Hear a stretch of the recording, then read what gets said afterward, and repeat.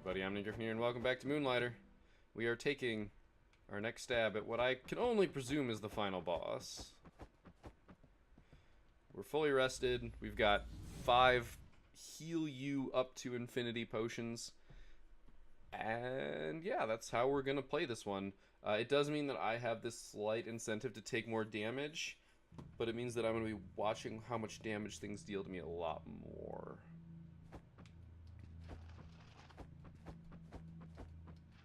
But on the positive side, we can just run straight through this, so...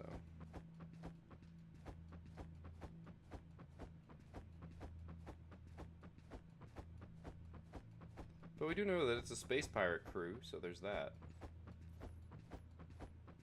I am trying to dodge roll at an angle there.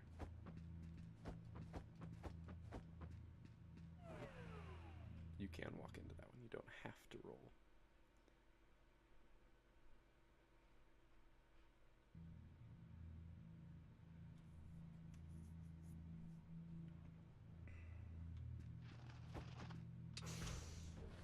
Let's do it. I do also want to watch what those shields are. I wonder if those... It would be awesome if those shields regenerated.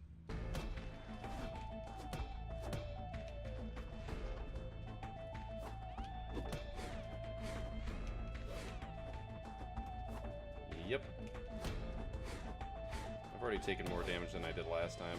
Like, faster. Oh my gosh.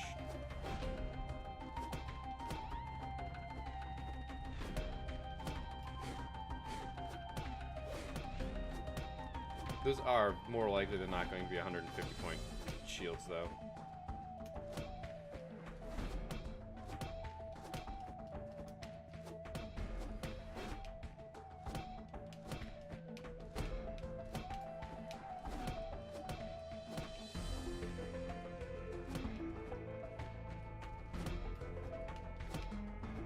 He sounds like,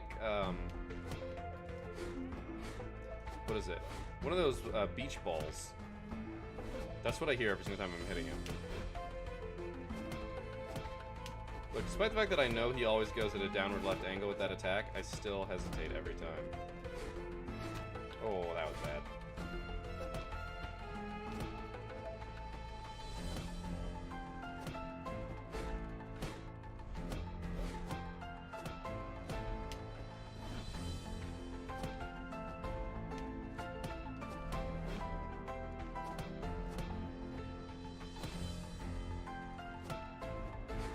Just trying to keep my focus. That was close.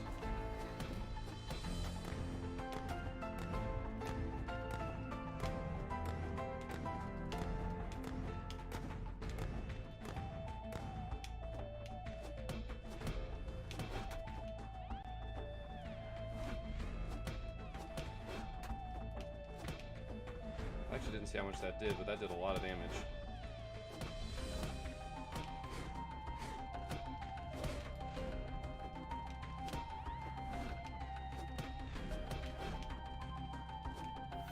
Want to use a potion. I did. I don't remember how much damage these attacks do, so I just wanted to... I mean, we finished that fight a lot faster, I feel, than we did the first time. We're only 3 minutes into the recording, Jesus. Almost 4. Well, 4 with the intro, I suppose. Like, I know a couple things. One of them is that all I care about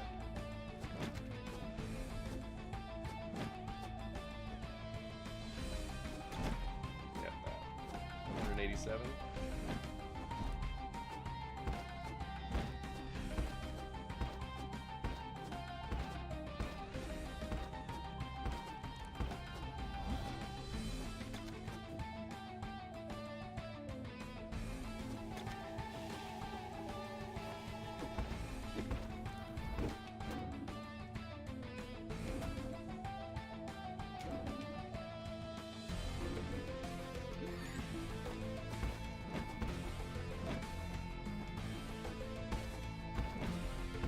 All I care about is when I see things at my feet.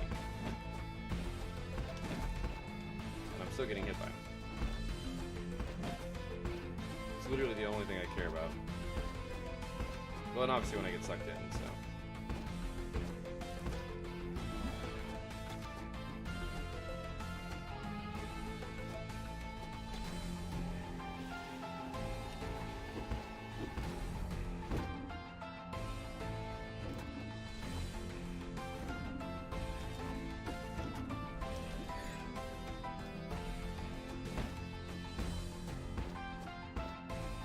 we're on par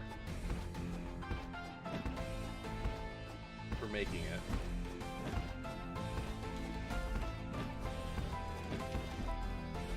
Presuming I keep getting hit by all the same stupid attacks.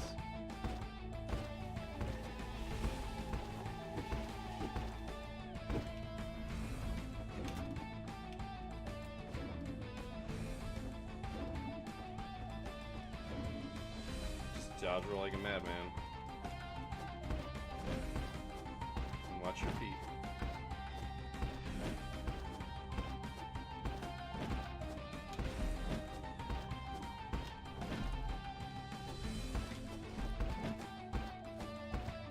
The question is there a third phase? That is the question.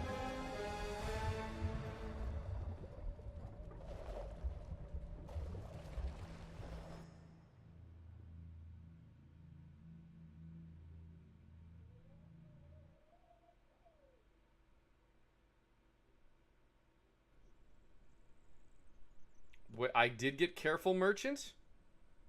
I don't believe you. Listen here now, you can't just shut the dungeons and forbid entry. Just who do you think you are? Old man, look. These dungeons are structures built from pieces of other dimensions with the sole purpose of allowing easy and streamlined looting. At your late age, did you really think all these artifacts just grew on trees? You, sir, will address myself with the proper respect. You are the outsider here. If all that you say is true, why appear now? The dungeons have been here for a lifetime. Sir, this is a very complicated matter. Please excuse myself if my manners are not of top priority. We have been looking for them for well over one of your lifetimes. We lost track of them over the geyser dimension and have been unable to track them ever since. Some beacon of theirs must have recently been activated, allowing us to locate this world. You keep saying them. Who are these them? Dimensional pirates. What? Dimensional pirates? Dimensional pirates! A race of creatures made completely of dimensional fluid. Okay, see, that one makes a little bit more sense with the fact they're trying to fit into bodies. Because of this, they developed interdimensional traveling tech very quickly. Instead of sharing their knowledge, they took to stealing from other dimensions. According to our reports, they should be hiding just beyond that door. Who is that? He isn't a pirate, is he? Of course he isn't. Will. What a sorry-looking kid. Are you alright, Will? To be fair, our armor does look pretty freaking sweet. You said what? You waged battle against a jellyfish robot? That must have been their boss. Never liked that guy. And you say there are no more creatures inside? They all killed each other because they were trapped in there?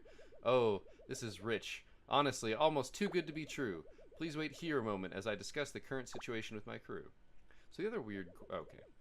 You there, Lieutenant. Disperse this crowd. We need space. Aye, Captain. Except for this old man and the youngling that just fell out of that door. Pirates. Now these people. Thieves, all of them. Alright, people, nothing to see here. You heard the captain. You don't have to go home, but you can't stay here. Well, you should probably go home. Might be the last time you see it. Okay, move, please. So they haven't talked about the orange guy yet. That's what I'm curious about. Upon discussion, I've come to a conclusion. For taking part in the theft of other dimensional artifacts, everyone on this planet will be arrested. At least technically we should do that, but this young boy served his part in helping us locate these pirates. He even went so far as to defeat the pirate boss. For now, let's just say the thieving won't be included in my report. As far as I can see, we do not need to invest in further investigation. We will be shutting down these dungeons, though. The continued use of them would be a knowingly illegal action at this point. We shall not leave you high and dry, though. Due to your contact with other dimensional cultures, we can't just leave you be. Honestly, I would like to wipe all your memories, but oh man, did that become taboo for a reason. That planet never really recovered. Anyways, back to the now. We will be inviting you to take part in the DCT, the Dimensional Commerce Treaty. This will allow you to legally trade and act in commerce with other dimensions. Preparation to include you and your planet will take some time. For now, please inform your people and prepare them for the coming days. Alright, I'd call this a win. Let's pack it up. We will return with the treaty soon, guys. It's been real. It's been a pleasure. I wouldn't go so far as to say a real pleasure, but you guys get it. Oh, Don't tell anyone you use the dungeon, or we will come arrest everyone. Okay, peace. I mean, that's a pretty nice thing for him to do.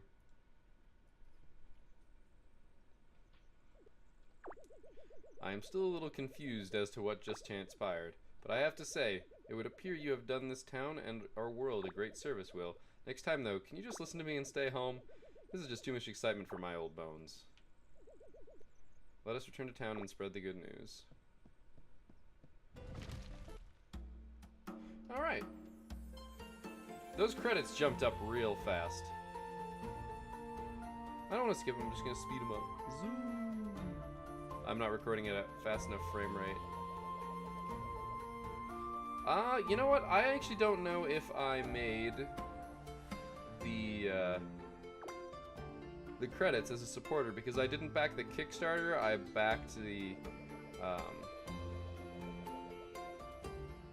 I backed it afterwards. Like I missed the Kickstarter and went, "Oh guys, can I back it?" Oh my gosh, there's a lot. That's a lot of people. Also, I feel like I'm doing something in the background right now, by mistake.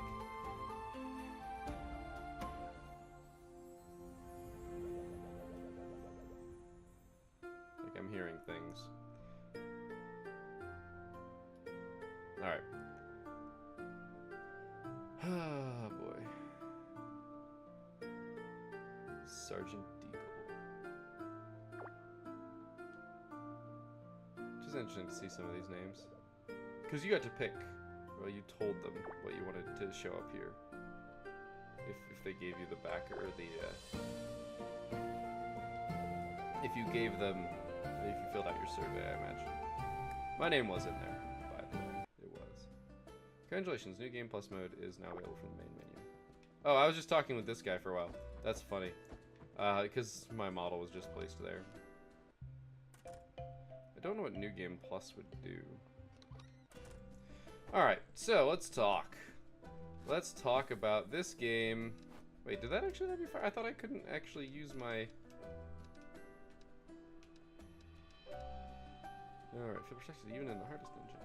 Alright, so let's talk about this game. And I'm gonna go ahead and turn off my eye tracking software because it's just gonna drive me crazy trying to figure out if I'm looking at the right place. Alright, good, it's gone. Alright, so let's talk about Moonlighter. First off, I will say that I like this game. I think this game was a lot of fun. It reminded me of Reciteer. It's a game that's very similar to this one in a lot of ways. It has some fundamental differences, but overall it's relatively similar. And I think that's okay, mind you. The combat and stuff in this game is significantly more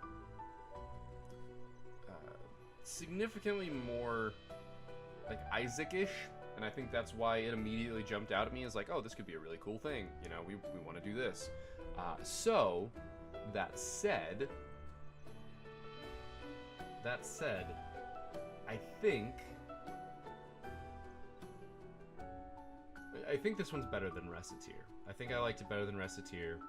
Reciteer actually had, like, the clientele was a little bit more detailed. That was more of a game, was knowing the clientele, because they would each approach you with an item, and you could haggle them up or down, and if you got used to, if you knew the person, you'd know exactly how much you could haggle up or down without them saying no.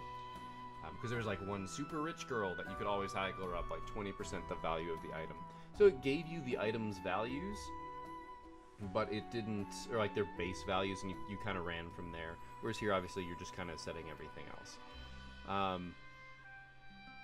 So I think I liked the combat better. I think the store and the upgrade system was good. I liked it. I liked the progression, the slowly getting better and stronger. I think the different dungeons were good. They felt very themed. Excuse me, sorry, just giant yawn. I've been concentrating. I've been basically playing this a lot over the last couple hours. I kind of got into the groove. But yeah, the different dungeons felt very thematic. Like, they were definitely really solidly in there, and I liked it. I liked the differences, and I liked how they felt different. and I could look at an item and tell you probably where it came from. I think that is a definite positive, a big boon for this game. You could definitely think they nailed it there, 100%. I think that the visuals in this game are beautiful. I love this pixel art that is slightly like, it's pixel art, but it looks fantastic. I really do like that style. Rogue Legacy also nailed that. Granted, that game is significantly older, but this evokes that same feeling to me, and I like that. I do also like that they added these cobwebs for Halloween. I think that's pretty neat. I don't know when those actually showed up, because I said it's been a little bit of a while. I built up a backlog in this game and had to start back up for the past couple episodes. So I don't know how long. But yeah, when it comes to the problems that I had with this game, because I think I could go on praising this game, and I think a lot of what I'm saying is also very opinion-based. Like, I mean, obviously it's an opinion, so it's opinion-based, but I don't think you can objectively say that the art is really good and I liked it without taking into account that there are some people that just don't like pixel art. Like, the dungeon theming, maybe you don't really care about that, because there are some other problems. Not ones that can't be fixed, I don't think. And obviously, over the course of my playing, I did have some... I complain a lot when I game. I do. But when it comes down to pulling in a retrospective and looking at the game as a whole, I think I tend to temper that down a little bit. And the first thing, since I've talked about the combat so much, I think I'm going to start with my problems with combat. So, as I said, I do like the room-by-room, roguelike feel to the dungeons. I think that is great. I think they did a really good job with that. And I think overall, it works. The downsides are, I just don't think that the enemies that you're given play to the style allowed. Some of them do. So that room layout and the style of controls is very left, right, up, down. It's very cardinal and orthogonal is not the right one. Cardinal and ordinal. Basically north, south, east, west, northeast, northwest, southeast, southwest. Everything you're doing is based around those directions because those are the directions you can move. You don't have anything like that. And on top of that, you can only swing like that. I can't shoot at that upward. I can't shoot to the northeast or the southeast. I can't do it. Or the southwest and southeast. I can't do it. No matter how much I try, I can't do that. And there are a lot of enemies that come at you on angles or have 360-degree firing arcs. Now, there are definitely some that don't. There are definitely some that are really focused on lines. I like those enemies. You will find that those are the enemies because you're fighting in the same plane as somebody. It's like trying to fight with a bird when they have 360-degree shooting and you don't. And I can be honest with you, maybe that's using controls. I can honestly say that I did not use... Oh, we were on hard? I didn't realize we were on hard. Huh, it was very hard as well. Alright, controls. So keyboard, paused pendant shortcut.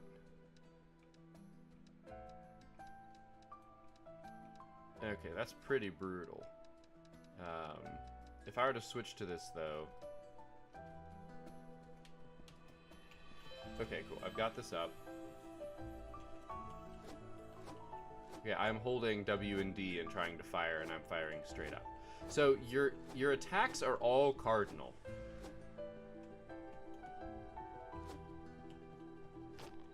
Oh, and up has priority, interestingly enough. Up and down have priority. So if you're holding up, it'll always fire up. If you're holding... yeah, interesting. Anyway, I haven't messed a ton with that, but I think that's where the enemies that annoyed me the most really hit home. Because they didn't give you that. And if you look at a game like Isaac, most of those enemies focus also on those directions, and while you yourself can't explicitly fire in diagonals, you can effectively fire on diagonals, and I think that becomes a little bit apparent as a whole in this game. The big ones that struck me on this one are those slimes, the ones that hit you and hold you in place and you get the crap beaten out of you.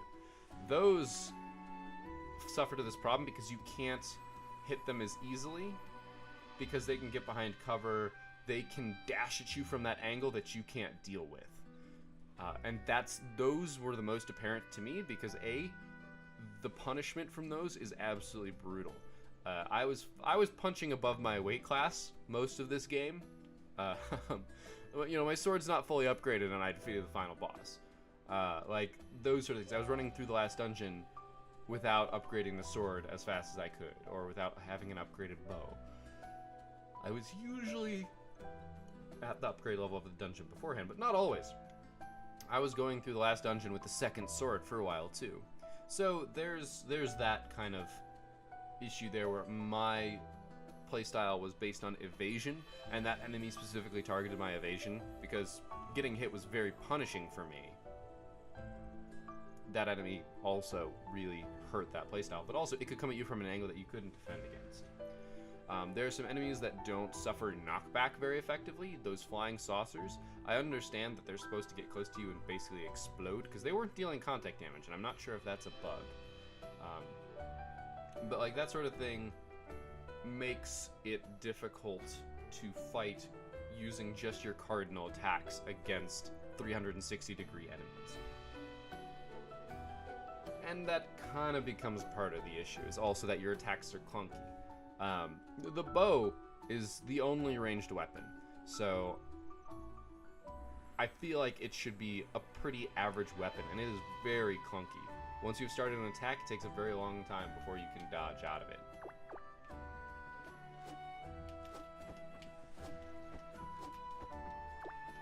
So if I'm firing and mashing the dodge roll button afterwards, except I keep reading signs. So yeah, there is an interesting thing when it comes to that. Sorry, I just thought I didn't know if he had any. He does have new stuff. What does this do? Ooh! Decorative mine. Cool, I got another achievement without even realizing it. So yeah, that's kind of my qualm with the directionality of combat. It does kind of bug me, that little extra bit.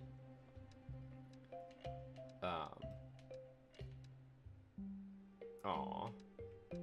That's not a wall hanging. It looks like a wall hanging to me. Oh. Okay. Wait, this one is longer days. Funsies. One of these was not what I wanted. Okay, whatever. Alright, that's not terribly important. But yeah, the other problems I have with combat are the weapons. So I was kind of talking about the clunkiness of the of combat. That is attributed to the weapons. Now I will be the first to admit that I did not branch out and try other weapons, but this is part of the problem. It is very expensive and time-consuming to branch out into the other weapon trees, especially when it comes to trying out new things. So let's look at our weapon options here. So, hey, when it comes to armor, you've got 3 options. 270 plus 8 movement, so you're faster, but you get less health.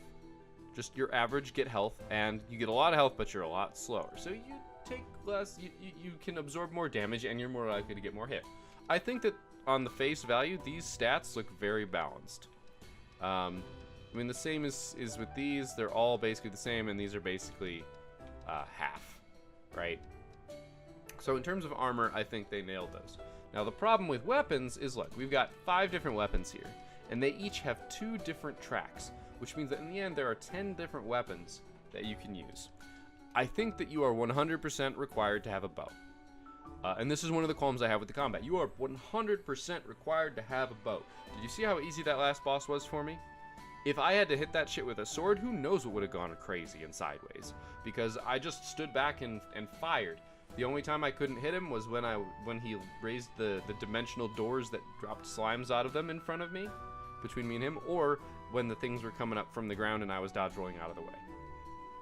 Other than that, I was always just shooting the bow at him. Granted, I did pull out my sword when he sucked me in close, because the sword does damage a little bit faster, but the bow is so much safer and so much more reasonable that there was basically no reason to not have a bow. And also, a lot of the enemies, just the way they swing, the way they hit, are like undodgeable attacks. So being far away is your only strategy. So you pretty much need to have a bow. Must have a bow. And so your option then is, what is your secondary weapon? And there's this thing in game design, and I don't remember the actual name for it, so I apologize. But it's basically, if you ever heard of like the noob tube or things like that, like something that's really easy and doesn't require much effort. It's a trap because there is another item or weapon in the game that is much more powerful but takes skill to use. You have to balance these things very carefully, because if it is just so much easier to just use the easy thing and not develop the skill to use the more powerful thing, people will just use the easy thing. And that might have been what happened with me here. Because I just picked up the sword, I went, hey, this does a butt ton of damage, I want to kill stuff, let's go. It's possible that the sword and shield is by far the best weapon in the game, because it started you with it, that was their hint. And it's because you can block and swing. But you have to block and swing when it's a lot easier to be out of range and then walk in and swing. And you deal just as much damage as if you were sitting there blocking and swinging. Maybe a little bit less because you gotta get in and out. But that's also a skill too. So there's kind of these, like, and I never even, I tried to spear briefly and I put on the gloves just to mess with them. I didn't even use them in combat. So there are two real faults here that I find, and one is that you can't really tell which weapon you're going to like more, which one's more effective in combat right away. You have to be using it for a little bit, which is fine, but you're going to pick one, and this is where the other flaw comes in. You're going to pick one and you're going to stick with it. You're going to upgrade it once to here, and now you've invested resources and money in it. And remember, 4,000 gold at the start, that was a lot of money. That was a good chunk of your money. You were selling stuff for 10 and 50 gold. I mean, hell, we can even let's just talk about it. We can go back to the Golem dungeon, and we can look at, hurry up. The chief stuff, the vine you sold for 2, that, you know, these things were super common. You sold them for 3, 4, 5. You could maybe get some stuff up to 100, right? I remember Golem cores being like, oh yeah, I got some Golem cores. You gotta sell 40 Golem cores to get that sword. That's pretty nuts. Or glass lenses. And on top of that, you're also trying to buy your armor and stuff also.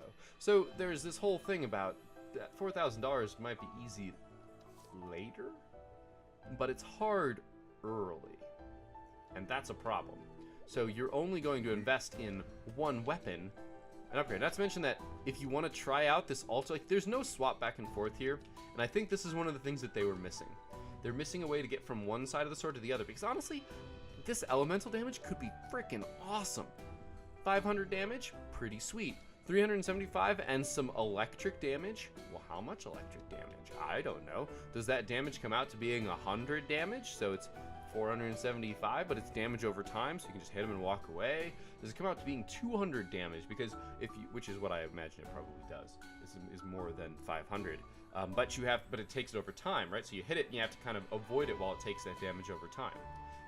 Like, those sort of things, I can't tell you because I didn't invest in this path, because it wasn't worth getting another one of these, which that's also a lot of resources to get, and 1,000 gold, and then upgrade it to one of these, which also takes resources that you're not selling, and 4,000 gold to compare the two.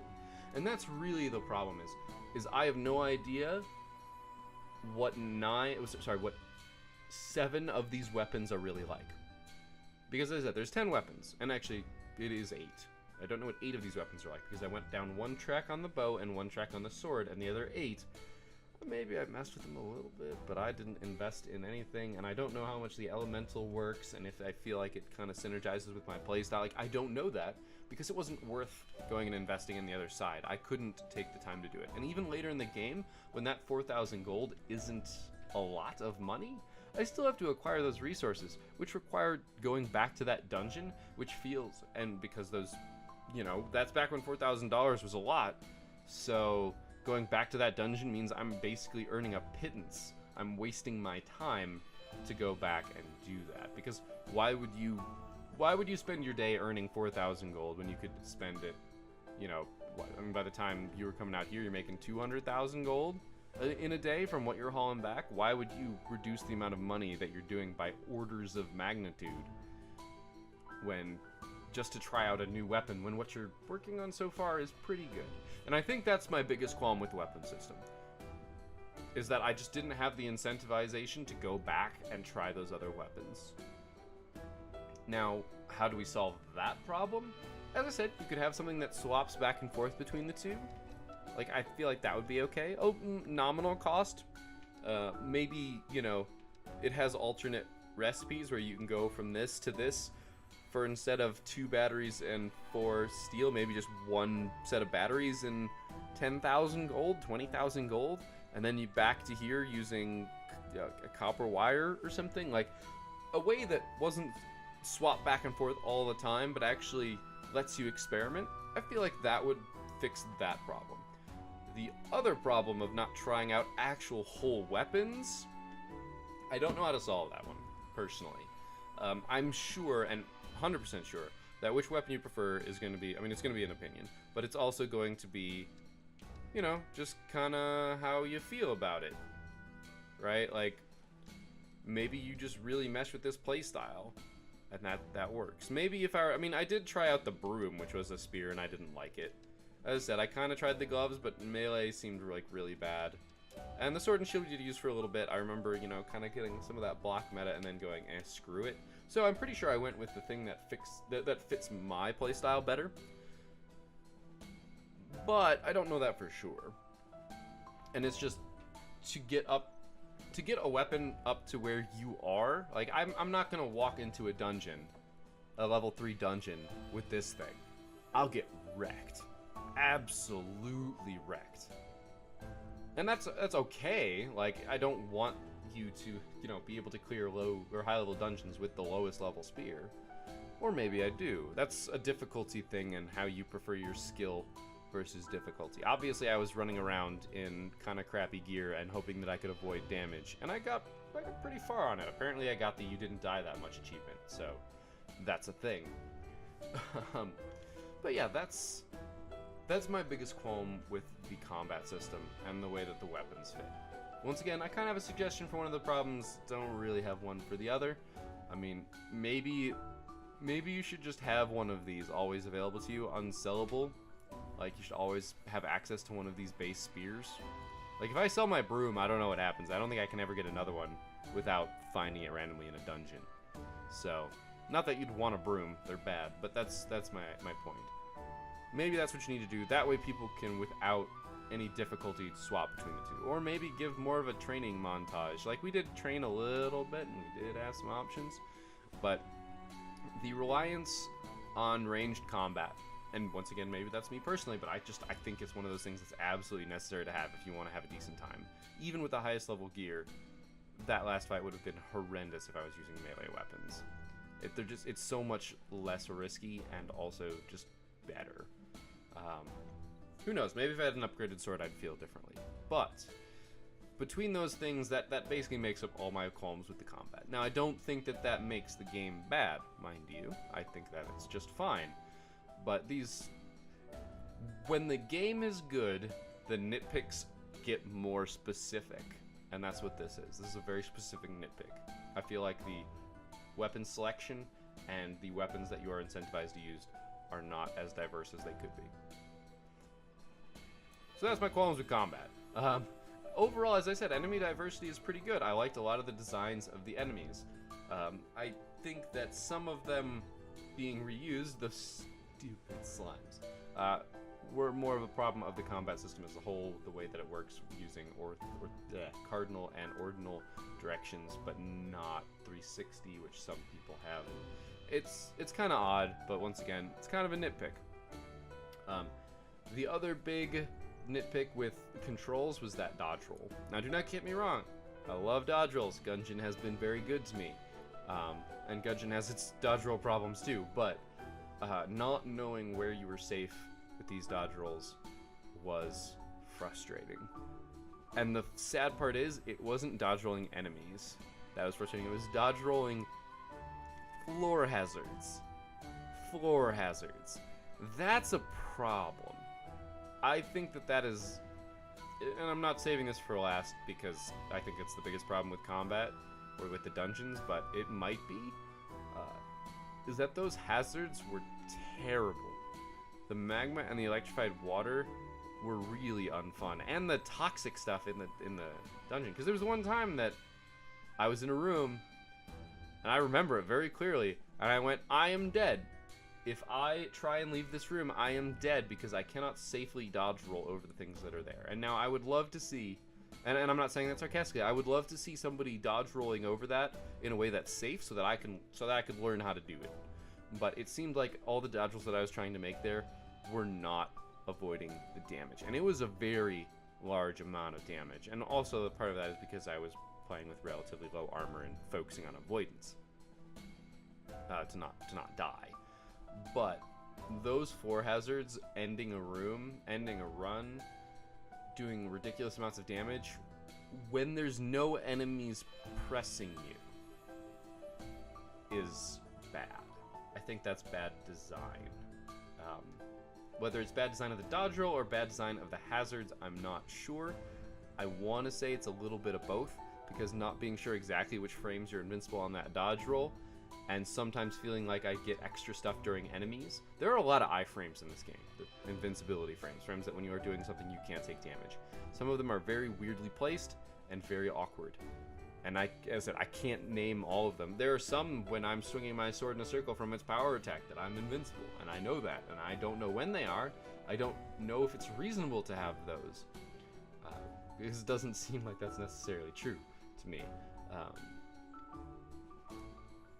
But when you're in a room with enemies and there are floor hazards and you're taking damage from them because you're making a trade-off or because you didn't notice them, that's different. When you know it's there and you can't avoid it because the mechanics of the game don't seem to let you do so, i.e. guaranteed damage rooms, it becomes a little bit more of a problem. And I think that is something that needs to be addressed, personally.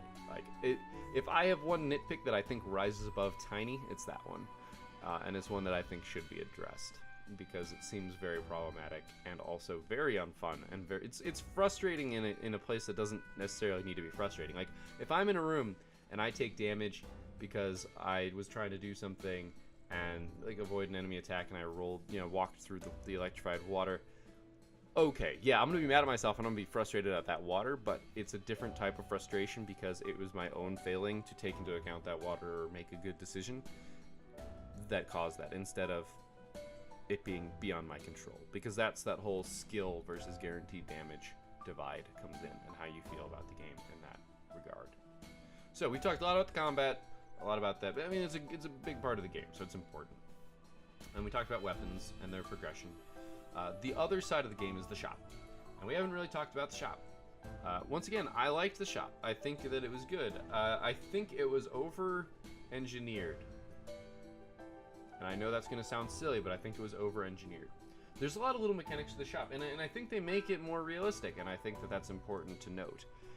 The fact that there are items that are popular and unpopular, very important, very good. That way you can't just sell all the same thing. We saw it happen with the glass lenses, because I sold a lot of glass lenses and they became unpopular and people didn't want to buy them as much. I'm okay with stuff like that. The problem to me is that the way this game works, that's not nearly as reasonable. Because 9 times out, the glass lenses are the only time I can specifically call out that had a large impact on the way I was doing things. There's one point I remember from the recent episodes, and that's only because it was today.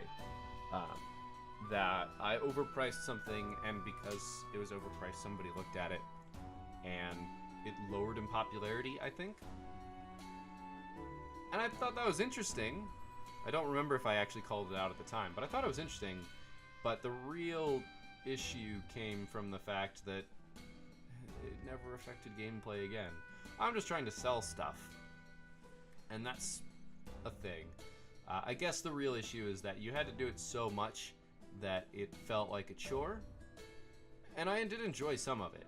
The stealing was kind of obnoxious. I get it, you're trying to do that, but it happens so often at sometimes, and the way that it interacted was kind of annoying. There were some bugs in being able to keep and register the amounts that I sold things at.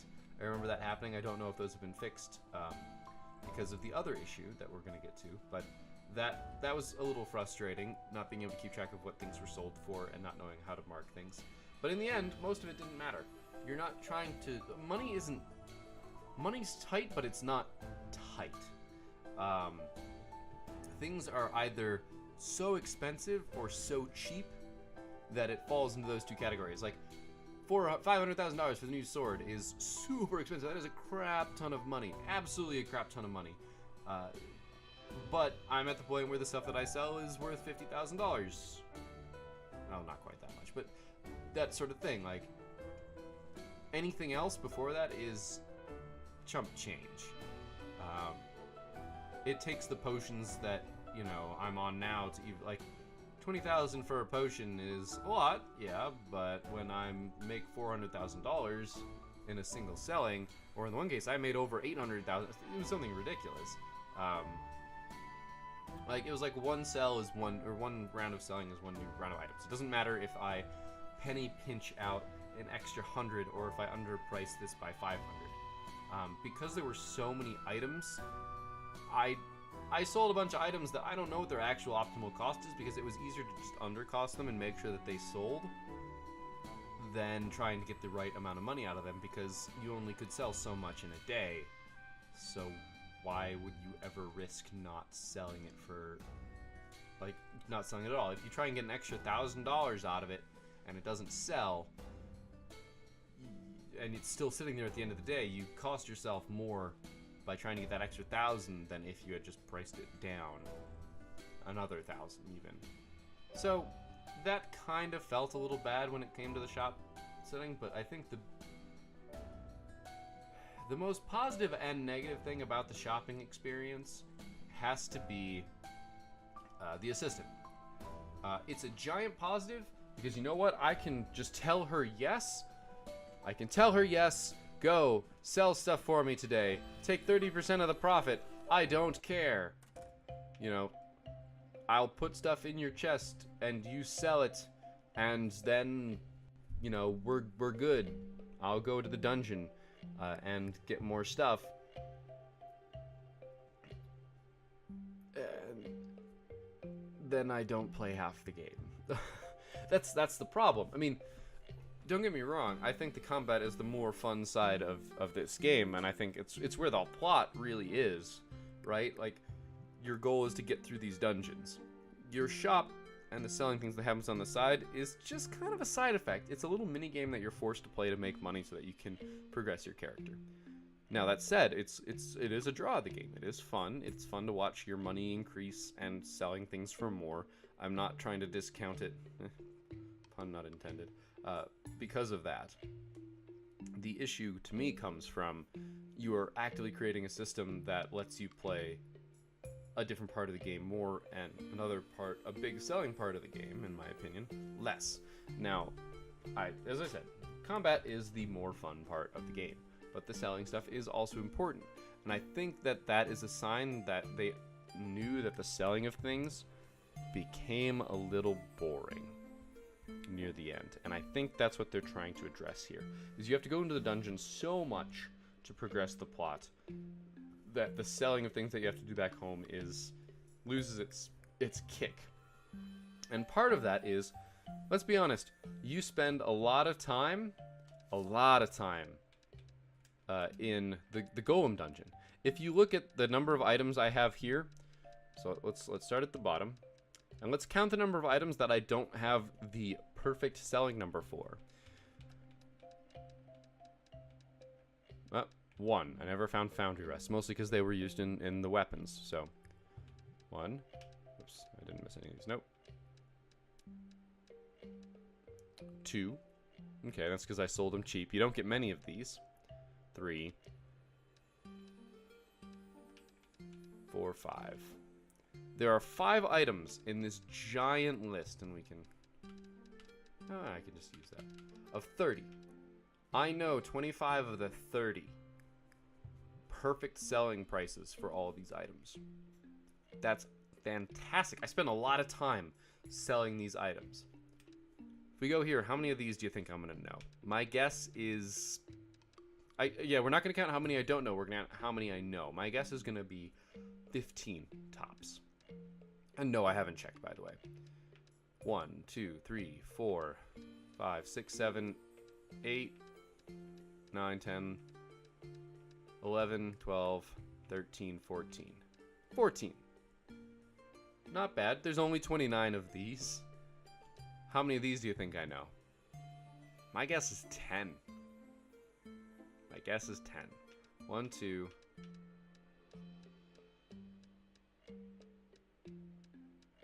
3, 4, 4. I know the exact right selling number of 4 of these. Now, this is also when that bug kicked in about not being able to sell things perfectly, so I think the number is actually higher. How many of these? My guess is 2. In fact, my guess might even be 0. 1, 2, 3. Okay, 4. I'm already wrong. 5, 6. I will also note that I guessed very well. 7, 8, 9, 10. Okay, I was very wrong. I knew 10 out of the 24 of these. And most of them, you can tell I don't have misses. So here's one that I've got. I missed. I guess too high on this one. Okay. So I sold this one twice, at least. This one I guessed right on the first sale. This one guessed right on the first sale. This one guessed right on the first sale. Guessed right on the first sale, right on the first sale, right on the first sale. This one I always miss. Right on the first sale. So when you look back at these, some of them were right on the first sale. Most of them are, I tried selling them, but I just got them wrong. I wasn't selling as much. Basically what I'm trying to depict there is as you go later into the game, you spend less time on each level. And there are still a lot of items to know. I think 25 items. It was so 30, 29, 25, 24. That's over 100 items. Then we know like maybe 40 of them perfectly, 50 maybe. And some of them I just haven't even sold. And that's because as you reach the end of the game, you just tell the assistant to sell them. Because you can play more and you make more money. It is more monetarily efficient for you to take a 30% loss on what you've collected and collect double the amount. Like, that's basic math will tell you, you know, if I can get $1 and sleep, like, first half of the day I get $1, and then the second half of the day, I don't know, I have to go do chores, right? I have to do something around the house. If my option is then get 70 cents, and then somebody else, I pay somebody 30 cents of every $1 I make doing the other thing, so that I don't have to do the chores or whatever the other thing is. Instead of making $1, I make 70 cents and 70 cents. So that's a 40% increase in profits. So it's like they know that you need more money, and they know that you're less interested in selling things as time goes on. To get back to my comment of it's over-engineered, it didn't need a popularity system. It didn't. On top of that, the whole investing things with the banker didn't need to exist. I made no money from him. In fact, I lost money every single time, and I don't say that there's not a way to gain money from doing that, but I paid $70,000 to get him to show up, and that did not pay itself off in the slightest. Granted, I could have thrown $500,000 at him, but that wouldn't have gotten me anything either. Like, you're playing a gambling game that takes more time. And if you just buy better gear with that money, you're gonna kill stuff faster, survive longer, bring back more stuff, more and better stuff. So, the whole town aspect feels like it was over-engineered and overcomplicated for what it needed to be, and they knew that and gave you an out. And once again, this is a pretty finite nitpick. The popularity system I don't think ever really bit me, except for the one time with the lenses. And the banker, sure, I spent $70,000 on him, but you know, whatever. At this point, that's pocket change. At the time, it was kind of pocket change too. The fact that it was harder to access him and I kind of failed on multiple attempts also seemed weird. The fact that there were orders that you could fill was good, but they made you go back to older dungeons, and the one I even just missed because I didn't get the drops in time. And I wasted more time trying to get that. If I had just given up on that order and taken and gone to the newer dungeon that I had unlocked, which I believe was, I don't remember which dungeon it was. I had to go back. Yeah, it was the desert dungeon. Or no. Yes, it was the desert dungeon because I went back to the forest dungeon. If I had just gone there and picked up those things, I would have made more than $40,000. Instead, I sold a whole bunch of forest stuff in the sale box because I want to try and get that. So I like a lot of the mechanics that they have and a lot of what they were going for, but there wasn't enough meat for those bones, I guess, is what I'm trying to get at. Like, it's like they built this whole skeleton and they really only got a small layer of flesh onto it. And some places were really, really well formed and worked out well and looked good and behaved well, but other parts were just really, really bare or didn't really serve much purpose. But that's my opinion. As I said, I still absolutely loved playing this game, and it sounds like I'm just tearing it apart, but as I said, I want to reiterate, I enjoyed this game. I recommend playing this game because I think it was good. But those caveats are things, failed, whoopsie. Like, there's also no penalty for this, which seems weird. Like, your customers trust you less. But then again, I would just never accept these. Yeah. Wait, no, I did get... Oh, I didn't get... I got the fertilizer. It was something else I didn't get. Or wait, no, I thought it... Yeah, there was something else I didn't get. Also, it's January. Did it really... Is it really only February 9th? Did I really nail that in a month? And I guess I did. I guess we're only on episode, like, 30 or something. So, yeah, that's the thing. So it's a short game-ish. You can go out. Oh, gosh. There's no years on this, so it's kind of hard to say. The plot was fun. It wasn't particularly compelling, mind you. I did like the mysterious hints. It didn't really come to fruition in any way that was particularly amazing. But I wasn't like, it kind of was what I expected, right? Like, there's something going on with dimensions leaking into each other. It's gonna be what it's gonna be. Overall, I liked the game. I could probably go on with a couple more nitpicks. But I think that overall, they provided a good system. Perhaps an over-engineered system, but a good system nonetheless. With which you could gain money to upgrade your swords and your armor and what other weapons you had in your shop. Which, upgrading your shop did feel amazing, by the way. Which is good. That was a good endorphin rush. Like, I think they built a good system here.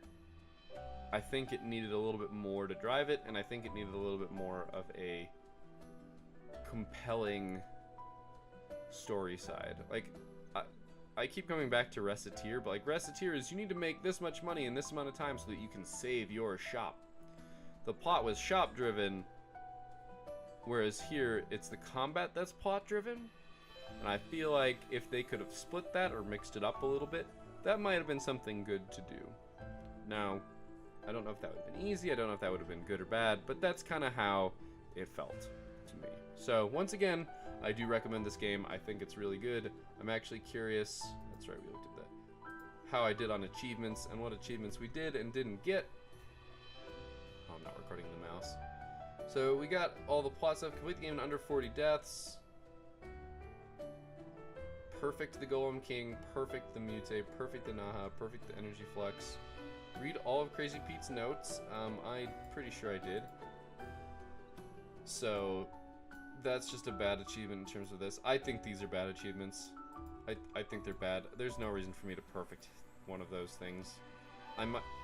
Also, I can't fight the Golem King again, by the way. Can't do it. He's dead. So you got to do that on your first shot. That's dumb. No, that's actually dumb. These are bad achievements. This is just not coded right. This is stupid. Crafting all weapons? No. I guess... Yeah, no, I didn't craft all of them. I picked some up. All short swords, all big swords, all gloves, all spears, all bows. Yeah, these are all terrible things. They should never have done this. Those achievements are bad. I will never be getting them. Anybody who actually gets them is playing this game a lot more than they actually need to for no actual gain. I think achievements are supposed to be challenging things. These are just tedious. Kill all the bosses with the broom. That's funny. Once again, you can't really do that. You can't really do that, guys. Because I can't fight the bosses again. So unless you know this is an achievement from the get-go, you can't do it. Also, that basically means that you have to play the game through at least twice, is what they're saying with this, because you can only kill the bosses once in each game. This one I could probably do right now. Yeah, we know that. Buy more than 10 items on Le Retelier. I think that's the guy off to the left. Arrive on the 3rd floor of the Golem Dungeon 10 times. Forest Dungeon. Yep. There's no reason to do these. You should only be going to the 3rd floor of various dungeons like 3 or 4 times. And unless you're dying to the bosses a lot, this shouldn't happen. Because you have no reason to go all the way to the 3rd floor of the dungeon, because you don't. Because once you get the Golem Dungeon finished, why would you go back? Everything in the Forest Dungeon is way better. Earn money from the banker 5 times. That's funny. That's really funny. Because I literally can't. It's been down every time. Defeat 4 waves in the wave room. Okay, that's not a terrible one. Kill golem enemies 1,000 times. I want to counter on these, honestly. Sell 20 items overpriced. I feel like I did that. Beat the game in under 10 hours. That's because I'm playing like this. Like, I'll be honest, because I'm narrating, I go slower. Did I actually earn anything from the bank? See, I also can't interact with him. I don't know how much money I won or lost from him. So, you know, that's a thing.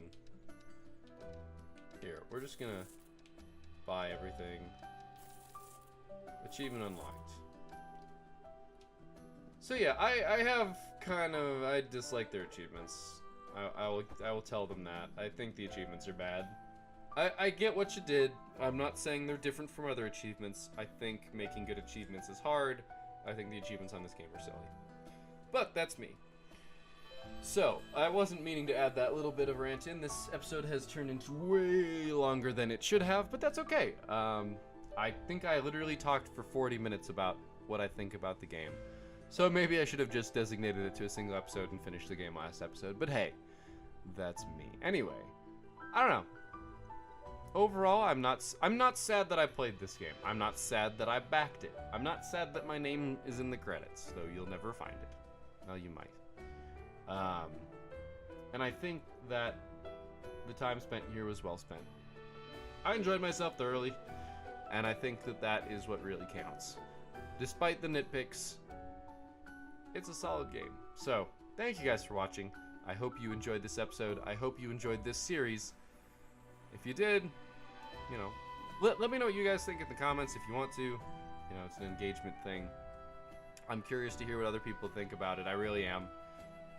And if they agree with my nitpicks at all, or if I completely missed something. I am curious about the other weapons, but I don't think I want to take the time to go back and build all of them. So, I will say it once again, thank you all for watching. I will see you next time with something new. And until then, keep your gears turning.